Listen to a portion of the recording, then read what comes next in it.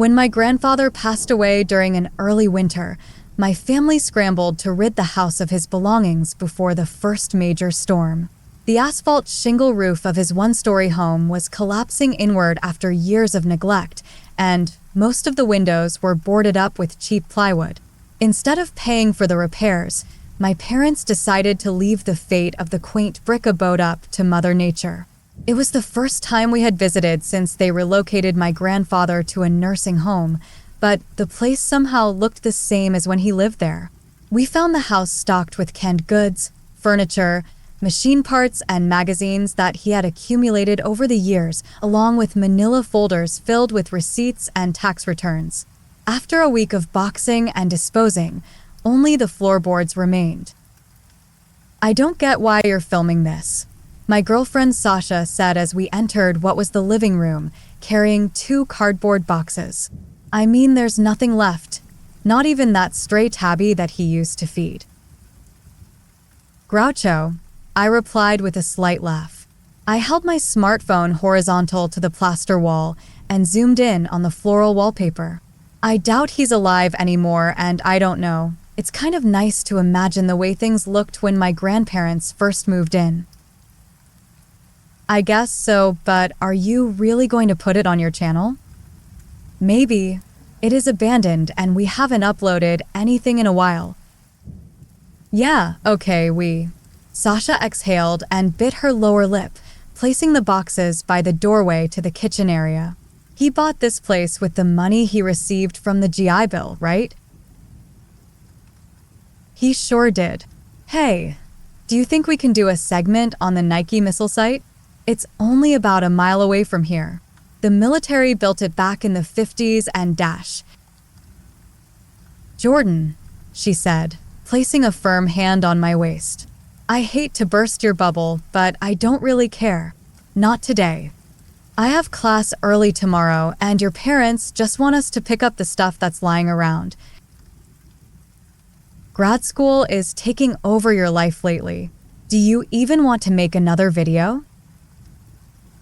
She shrugged and sauntered into the adjacent room. Apart from the vinyl floor tiles and storage closet, the kitchen looked unrecognizable. Not even an imprint of the stove, furniture, or cupboard remained. As Sasha opened the closet door, she signaled me toward a crumpled newspaper clipping that lay on the middle shelf, next to a dusty can of Spam. Sasha carefully unraveled the paper, revealing 3 black and white images of hunters with captions sprawled underneath. In one of the images, a group of men wearing wool pants and red checkered jackets posed against a forest backdrop.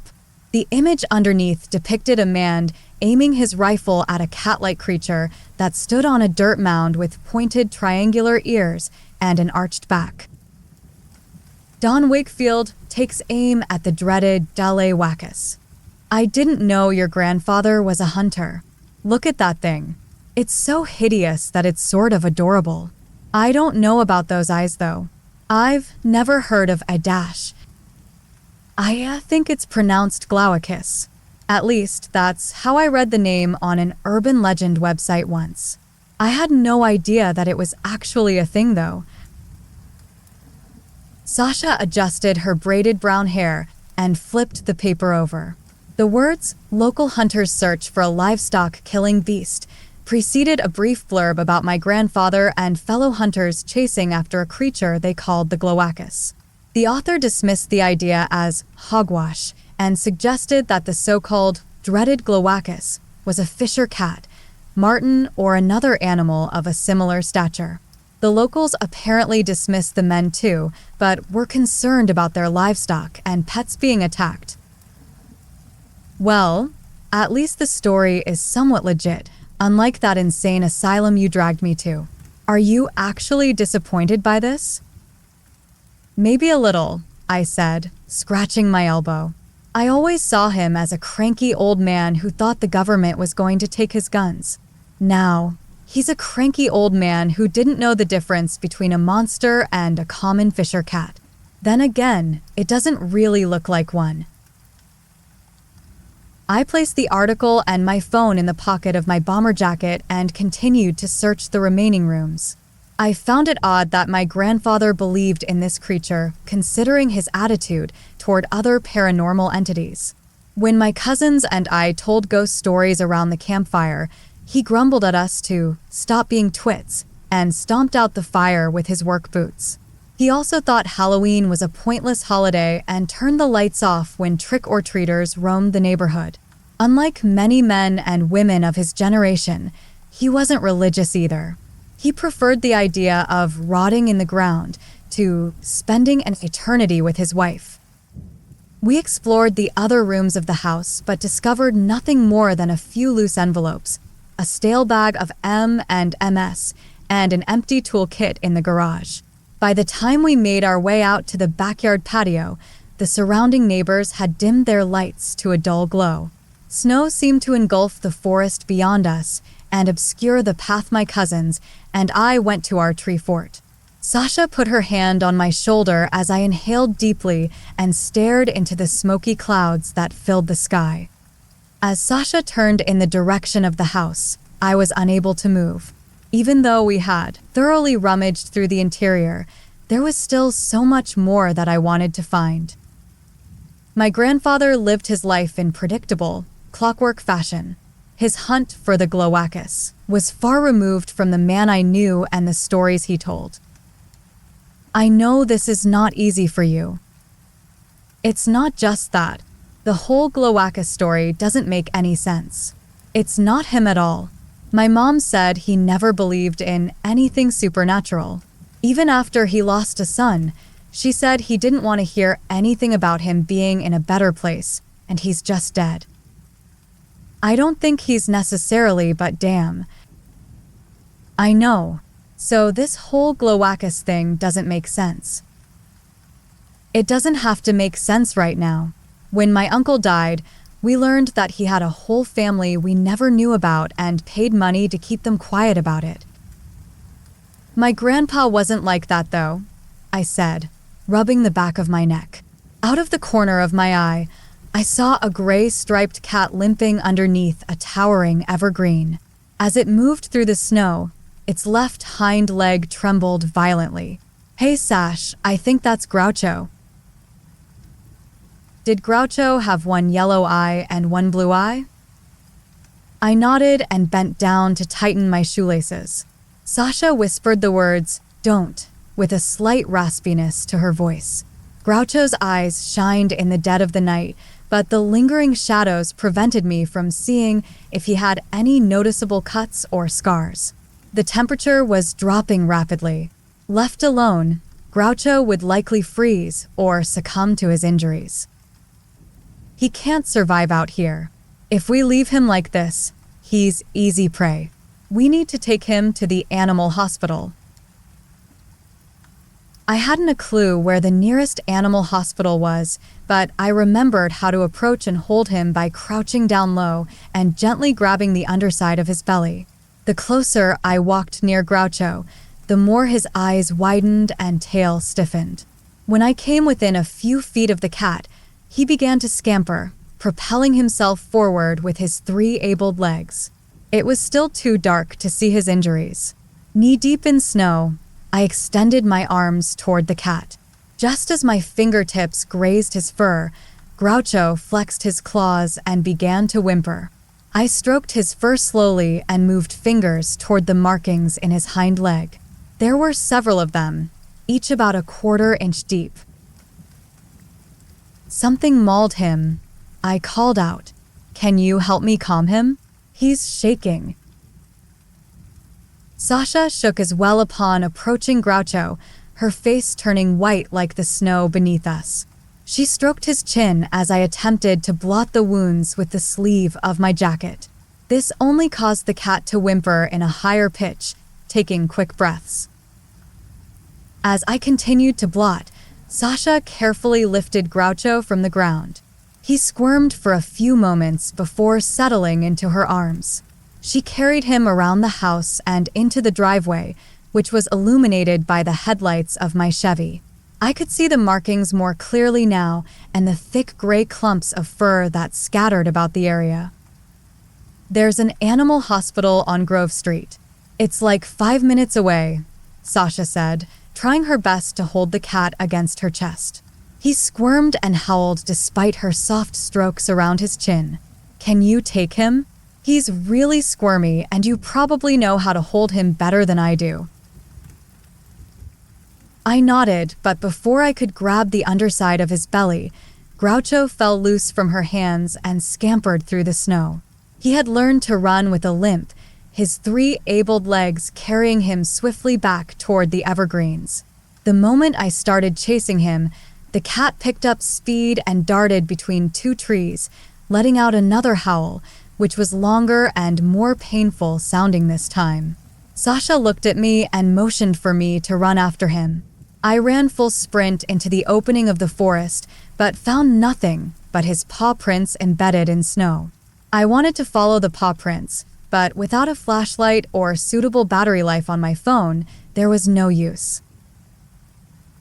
Maybe we could call animal control or something, Sasha said when she caught up to me. I shook my head. I was panting fairly heavily. I don't think they'll do anything. I called animal control to get him before. They said they would come out and take a look. They never did. He's injured though. It's not safe out here. Trust me, Sash. I know, but I also know they won't come. If we want to find Groucho, we have to do it ourselves. Sasha gave me a long, vacant stare, wrapping her arms tightly to her chest. She started to open her mouth to say something and then paused.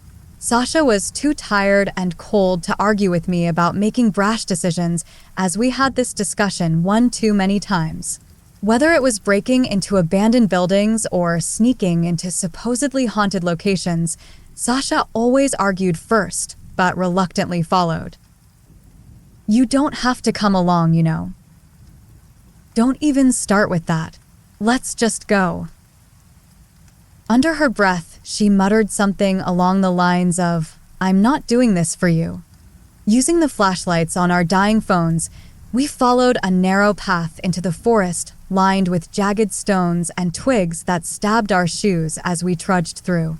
Many moons ago, my grandfather told me that the path led to the town square.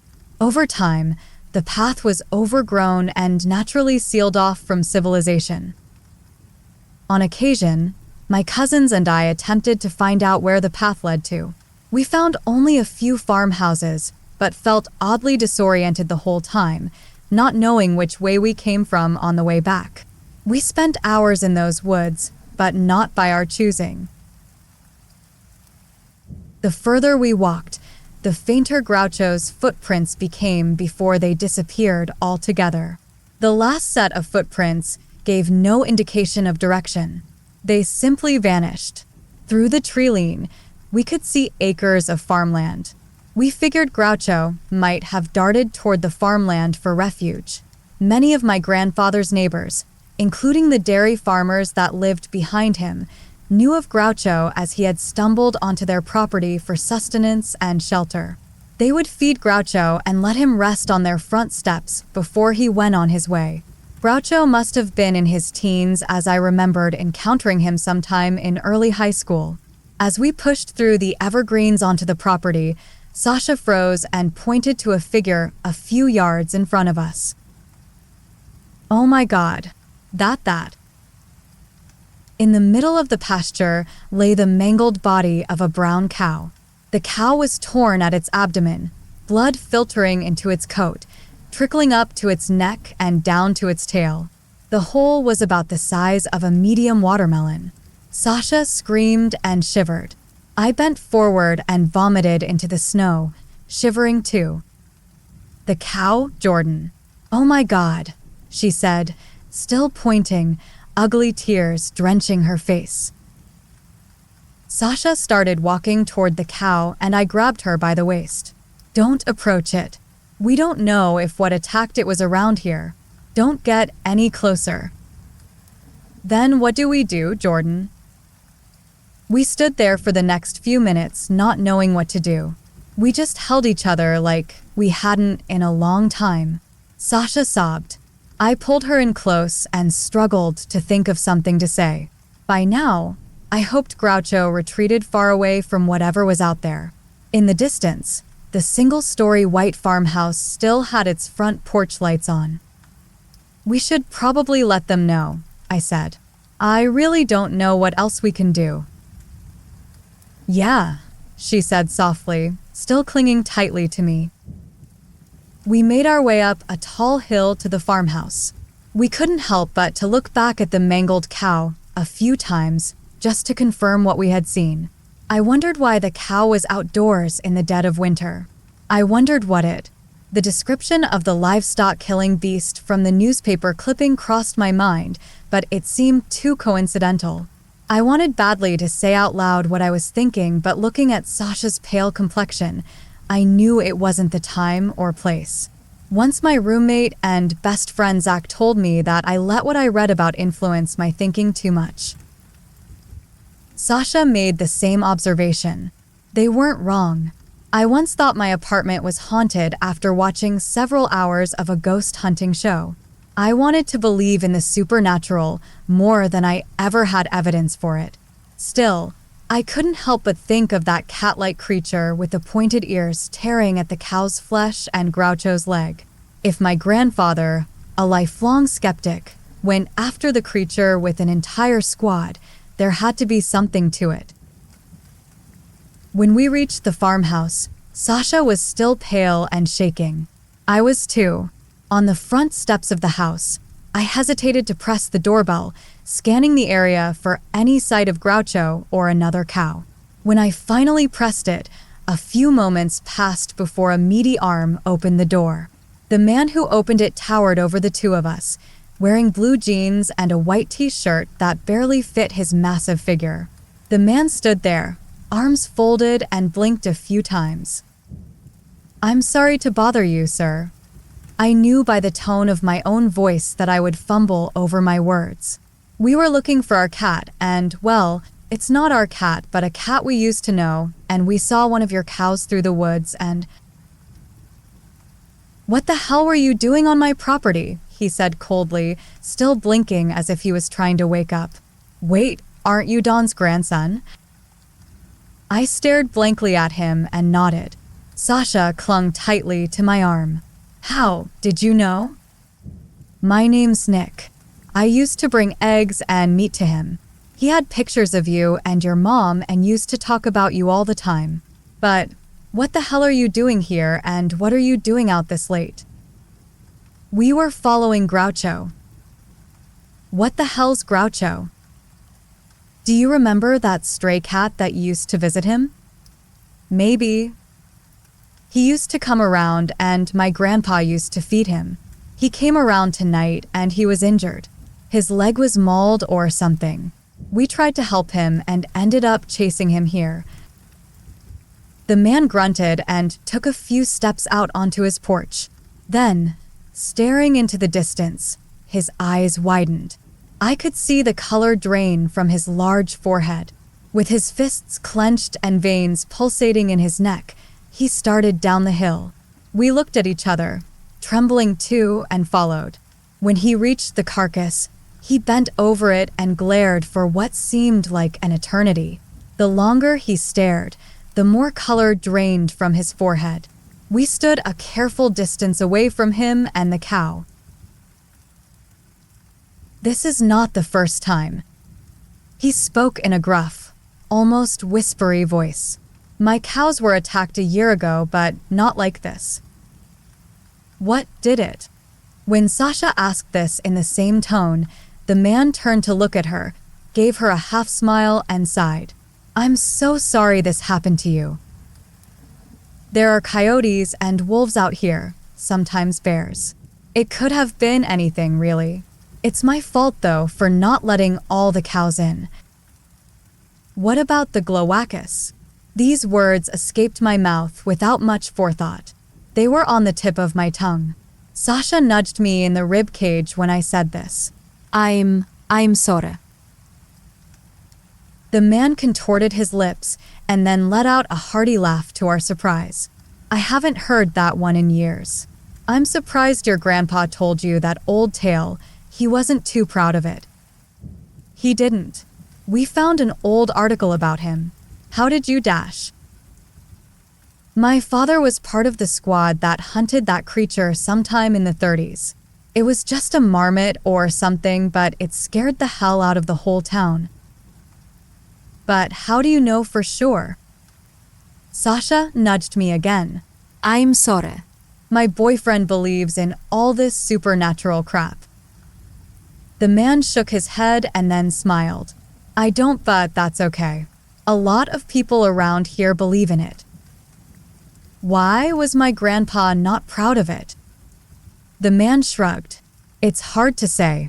I don't remember much, but I think a lot of people were upset with them for starting trouble. Also, sometime in the 70s, a friend of your grandpa's led another expedition and a couple kids got lost. Wait, what? Look, like I said, I don't remember much. There was a man in the group, Arthur Hines. He took a couple of kids to search for the Glowacus, and all but one returned. Arthur said they went off without him. Your grandfather defended him, and a lot of people in town weren't happy, especially when he got off. Your grandpa didn't even speak much about it. My dad didn't say much about it either. Does any part of you believe? The man clasped his hands together and bowed his head. I couldn't tell whether he was sobbing or deep in thought, but he stayed this way for a moment before speaking. I wanted to. My father definitely believed, and your grandfather did too. After what happened with Arthur, though, they were quiet about it. My grandfather didn't believe in anything paranormal. I felt myself shaking as I said this. It doesn't make any sense, but if he believed in it, I think I should take that as a sign. Even though Sasha was behind me, I could sense her shake her head and quietly go ahead. The man knelt down and tended to his cow. I have to take care of this. It's getting cold. You should get yourselves home. We understand, Sasha said, grabbing me by my jacket. As we made our way back to the woods, the large man gave us a wave. Sasha was still shaking her head. What? What is it? What is your problem? Nothing, she grumbled. You were just kind of selfish. Selfish? How? Really, Jordan? This poor farmer's cow gets attacked and you make it about you and that stupid Glowacus. I know you just lost your grandfather and you are going through a really tough time right now, but you can't see what's in front of you. We could have offered to help. Him. This is his livelihood. You don't seem to care, do you? You don't get it, Sasha. I do care, and I care enough to realize that what happened to that poor man's cow is a result of what my grandfather was looking for all those years ago. What happened to Groucho was too. Do I know for sure? But I know that the marks on Groucho and the mauling on that cow isn't the work of some coyote or bear. I'm done with your stupid urban legend crap for the day. Let's just get back to the car. What about Groucho? You saw what happened to that cow. She sighed and kicked up some of the snow on her shoes. Groucho is the only happy thing I have left to remember my grandfather by. That can't be true. It is true.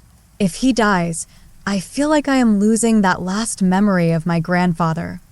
We stood in silence together and struggled to find our words. A miserable breeze passed through us. We shivered and stared ahead at the long path ahead of us. Further down the path, we couldn't see any lingering lights from nearby houses. The path ahead was consumed by darkness. I stared into Sasha's honey brown eyes for a long while before she whispered the words, "Okay," and started down the path. I grabbed the back of her shoulder. She stopped, looked up at me, and smiled. Then, she placed a cold, trembling hand in mine. You know I don't want to take anything away from you, right? I know. It just always seems to get like this with you. Every trip we go on, Every abandoned place we enter, every moment you interpret as a ghost or an orb on your phone, you're so invested, and I wish I could be. I wish I could be as emotionally invested as you are. This is different. If you say so. I shrugged and we continued down the path. I called out Groucho's name a few times, but I only heard the echo of my own voice carry into the night. Sasha and I came to a point where a large metal fence blocked off the end of the path. The metal sign on the fence read, "Private Property." On the other side of the fence, I saw the cat in a small bank of snow. Groucho was pawing at the fence now with his abled paw. His mangled one was buried a few inches in. "Jordan, he looks really bad. Can you get him?" "I'm going to try. I don't want to startle him." I knelt down in the snow. He stared at me with his large green eyes. He was purring loudly. I didn't know if he was purring because he was happy to see me, hurt, or a little bit of both. I poked my fingers through a small hole in the fence and touched the pink beans on his paws. He didn't move. He rubbed his cheeks against the fence. "I'm not going to let anything happen to you." "Okay, boy." It was a promise I didn't know if I could keep, but at that moment, I didn't care. "Sasha, come to where I am and pet him. I'm going to try and climb the fence." Sasha nodded. She knelt down to where I was and poked 2 fingers through the fence. With my eyes on the small cat, I stuck my fingers through the rings in the fence and began to climb. Though it stood only 4 feet from the ground, I made sure to climb slowly as Groucho started to rub his cheeks against Sasha's fingers, tilting his head and closing his eyes. As I launched myself over the fence, I heard something howl in the distance, only it was more like a screech than a howl. Groucho, eyes widened, tail puffy and enlarged, darted to the right of the fence into the woods. "You have to climb the fence, Sasha. We have to find him." "Jordan, it sounds like a coyote. We could get hurt." I was convinced it wasn't. I knew arguing with Sasha would be pointless though, so I gestured for her to climb over. From the pocket of my jeans, I pulled out a black switchblade. I turned the knob on the handle, revealing the blade. Sasha groaned and shook her head. "Oh God, why do you have a switchblade on you?" "You've been dating me for how many years?" "I've had it since I was an Eagle Scout." "Too many, apparently," she mumbled. "Do you think you're going to defend yourself against a coyote with a switchblade?" "Groucho's clearly fast and good at hiding. We can go tomorrow." "He might be dead tomorrow. And that's nada, forget it. Just climb over the fence." Reluctantly, Sasha climbed the fence. As she jumped, she tore part of the jacket on the jagged fence rings. I managed to grab a hold of her waist, but her weight combined with the force by which she fell forced us into a snowbank. The snow engulfed us. Before I could ask Sasha if she was okay, we heard the awful screeching reverberate through the forest. "It's a coyote, Jordan," she said, standing up and brushing snow from her body. "Haven't you heard a coyote cry before?" "Yes, but this is worse, much worse." We heard the screech again, a screech so awful it sliced my eardrums and churned my stomach. The screech, wherever it came from, whatever it came from, sounded like the screams of someone being tortured over and over again. This screech put the cries of a coyote on the same level as a kitten's meow. What followed the screech was a combination of howling and hissing. "It's Groucho." "Jordan, With my knife still wielded, I darted into the forest, not knowing or caring at that moment if Sasha was following me. As I ran, I forced myself through razor pine leaves, over serrated stones that stabbed my sneakers. When my body hit a branch, I felt myself fall into the darkness and tumble down a long hill. I tried to tuck my body, but the stones and fallen branches penetrated every inch of me on the way down. Halfway through my fall, I heard what sounded like Sasha's screams, or maybe the creature's screams. Then, my body came to a hard stop against something solid. My whole body aching, I looked up at a stone, cracked bird bath that marked the property of a small brick house covered in moss. The house looked like it had been unoccupied for years. The windows had no blinds and reflected the total blackness from within. I brushed myself off and looked up toward the hill where I could see only rows of trees. I patted both pockets, realizing I had dropped my phone somewhere on the hill. I could no longer hear anything beyond a cool breeze and some rummaging in the woods above. I had to find a way to call Sasha. I had no idea how far I had fallen or in which direction. I scanned the area to see if there were any other houses nearby. The brick house, however, was only surrounded by woods. As I ran toward the front of the house, the snow drenched my feet up to my ankles, which throbbed and felt like metal weights dragging me down with every step. To the right of the house, I saw a small figure standing with its back against the wall, looming in the shadows. Reluctantly, I stepped closer to see a dark-skinned boy wrapped in a wool coat wearing a red ski cap. He looked no more than 8 or 9. I glanced at the windows above the boy. They were filled with even more blackness than the others.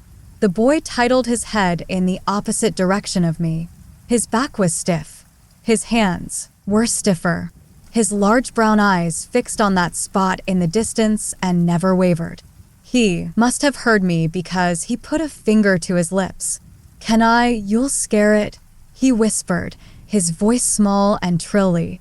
"Scare what?" I knelt down to his level and lowered my voice. "What am I going to scare?" "I forgot the name of it," he murmured, eyes still fixed on that spot in the distance. "Who told you about it?" "The man I am here with." "What's his name?" I didn't have time to process what was happening in front of me. My first instinct was to protect the boy. I didn't know what I was protecting the boy from or from whom, but something told me he wasn't supposed to be there and he wasn't safe. "What's his name?" I whispered. I forgot that too. Are you okay?" The boy looked down. I put an arm on his tiny shoulder. After a long time, he shook his head. Forgetting that I didn't have my phone on me, I tapped my pocket and swore under my breath. The boy smirked. "What's your name?" I asked again. "Did he take you here?" Silence. I gripped the switchblade from inside my pocket and looked over his shoulder at whatever he expected to come toward us. I couldn't leave him alone, but I didn't know what I could say to make him move. So, I stared at the boy and continued making conversation. "Did he tell you about the Glowacus?"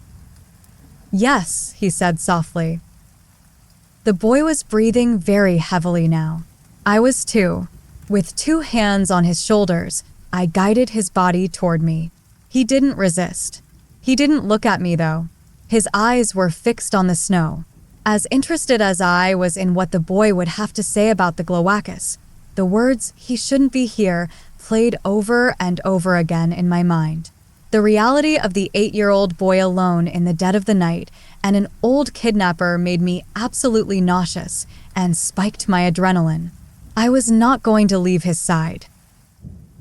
"I know you don't know me," I whispered. With these words, he looked up. "But you are not safe here. My name is Jordan. My girlfriend and I were looking for a cat tonight. I got lost and I found you. We can bring you Dash." He shushed me again and crouched low to the ground as the window to the house slammed open. I crouched low with him too and held onto him tightly. Clutching the blade in my pocket, I whispered for the boy to stay low as I rose to my feet. When I sprang up, the window slammed shut again. "He knows you are here," the boy whispered from his crouched position. He said, "I got to look for it alone or it will get me." "Listen to me. I said softly but firmly. We are going to run as fast as we can toward those woods. That's where it comes from, the boy said. He told me not to move. I swore again under my breath. This time he did not smirk. He did not move. At that moment, the house lights flickered on. We are going to run, okay?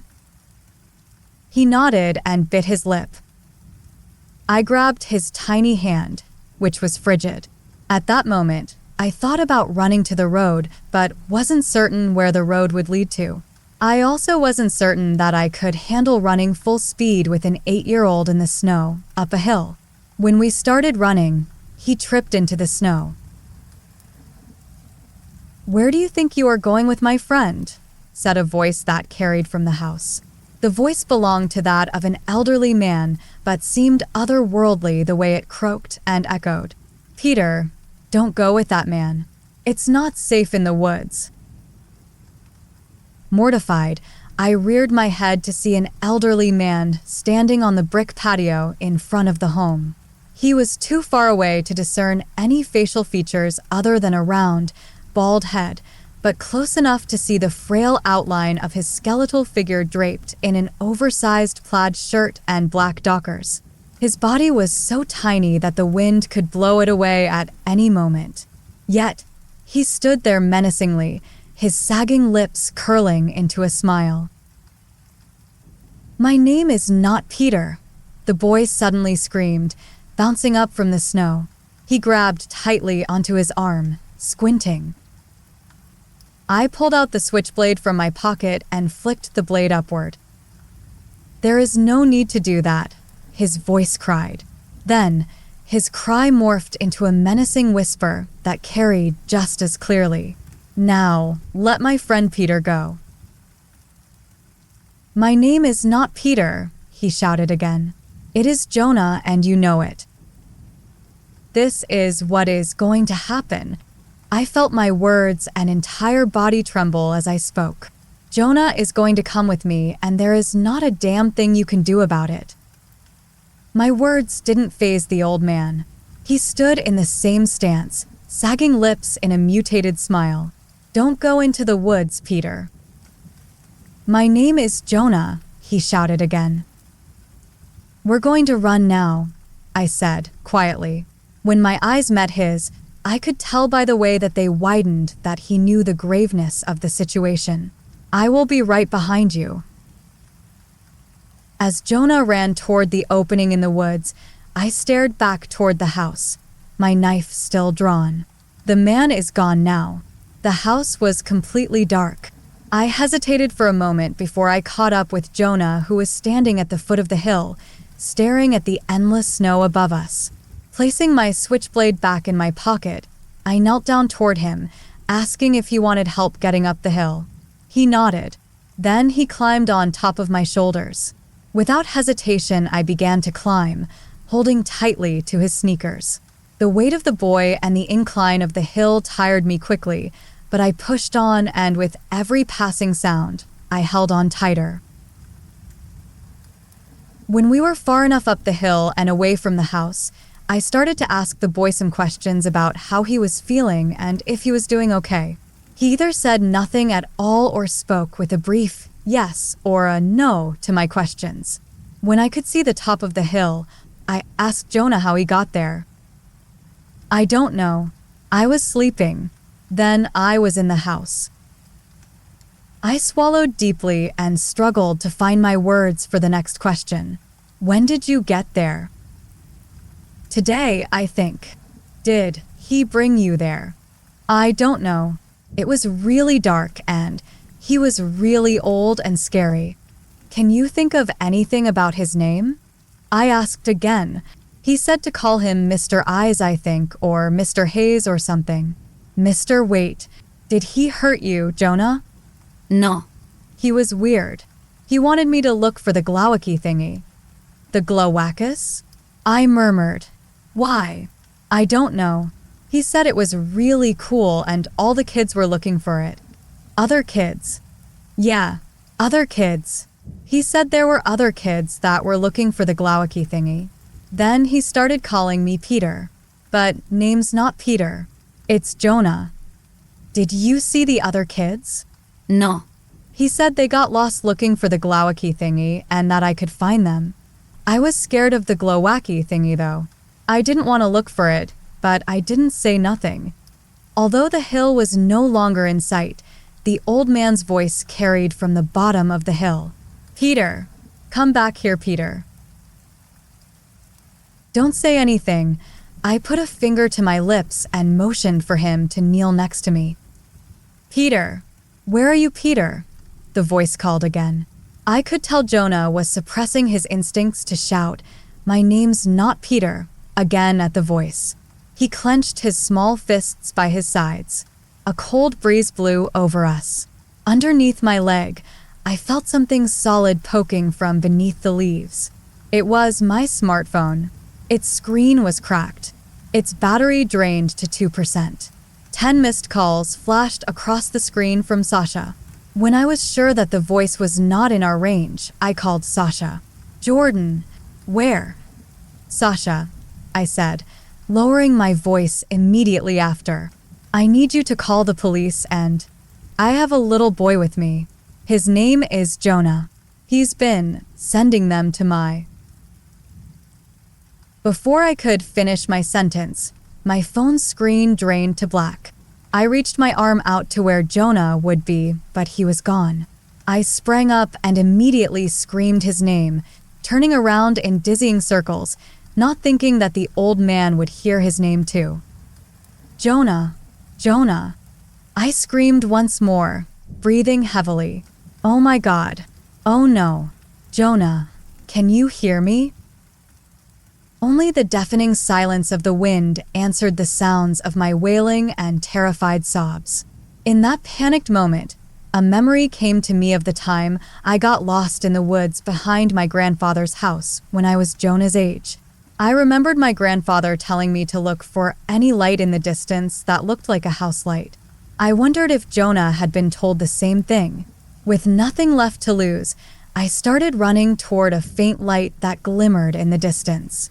I forced my aching body far enough up the hill until I actually saw the boy chasing a small, shadowy figure with a swooping tail.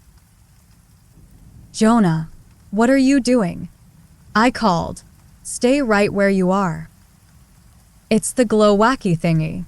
It's the glowacki thingy. I felt my heart sink in my chest as the boy swooped down to grab the dark figure that stood no more than a couple feet tall with its pointed ears and arched back. Jonah, don't touch that. Jonah.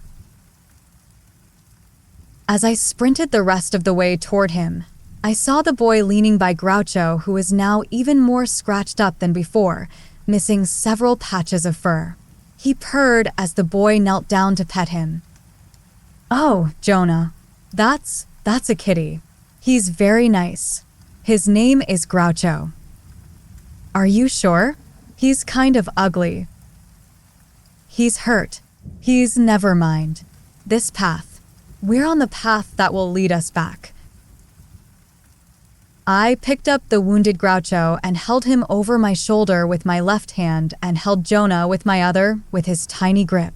The three of us walked cautiously down the path until we saw Sasha looming in the distance. As soon as Sasha saw the three of us, she ran toward us. Standing behind her was the farmer with his rifle in hand. Sasha threw her arms around me and Groucho, while Nick knelt down to check on Jonah. Sasha told me that the police were on their way and that they thought they knew the name of the missing boy. Jonah was shaking now, so was Groucho. John took off his jacket and put it on the boy and then gave her a scarf to tend to Groucho's wounds. The cat was purring on my shoulder, but still visibly shaken. Is your name Jonah Williams? Nick asked the boy softly. The boy nodded and turned to us. There was an Amber alert out for him about a month ago. I don't know how he got all the way from Windsor. Jonah, do you know who took you? The boy shook his head. His name is Mr. Eyes. Nick's face strained to a ghostly white. Do you mean Mr. Hines? The boy nodded. I thought he was. I said. "Oh my God," Sasha whispered. "He called me Peter, but my name's not Peter. It's Jonah. Is there anyone in your family named Peter?" Nick asked. The boy shook his head. "How about Pete?" Nick said after a moment. "I think I got a Grandpa Pete." The three of us exchanged the same wide-eyed look. "Does your grandpa have the last name?" Jonah nodded. Pete was the only one who made it back from Arthur Hines' trip. He looked just like his grandson. He never said anything about what happened. The police couldn't get anything out of him, so Arthur got off. Nick couldn't say anything more before a swarm of police officers stormed our way with flickering flashlights. There were well over a dozen of them and a few armed SWAT team members as well. A red-headed female officer escorted Jonah down the path. A male police officer asked the three of us to come with him. In no time, the path behind my grandfather's house was full of police activity and German shepherds barking in the distance. As we came within eyesight of the house, we saw squad cars line the street as well as several news crew trucks. Time moved in images too rapidly for me to process, and by the looks of Sasha and Nick, it seemed the same for them as well. The three of us waited for the officer by my grandfather's house, but he hurried back into the woods at the call of his name. In the driveway, the female officer let go of Jonah as he rushed into the arms of a man with long dreadlocks and a woman in a puffy brown coat. The family hugged and cried as a wintry mix fell over them. I stroked Groucho gently while Sasha wrapped an arm around my waist. We watched the police's futile attempt to keep the news crew at bay by drawing caution tape over the end of the driveway. We stood in silence while the crew pushed their way toward the family. Shouts and barks echoed increasingly louder. "So Pete never said anything?" I asked after a very long time. "Not a thing," Nick said. "Who knows what that old creep did to him? Who knows what he saw?" For the rest of night, one moment blurred into another, from the hour worth of questioning back at the station to the hour after waiting at the animal hospital for Groucho to be stitched up.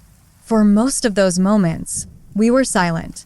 For the moments that we weren't, we listened to Nick's stories of my grandfather and what little he knew about Arthur Hines. Arthur was the one who led my grandfather on the expedition all those years ago to find the dreaded Glowacus.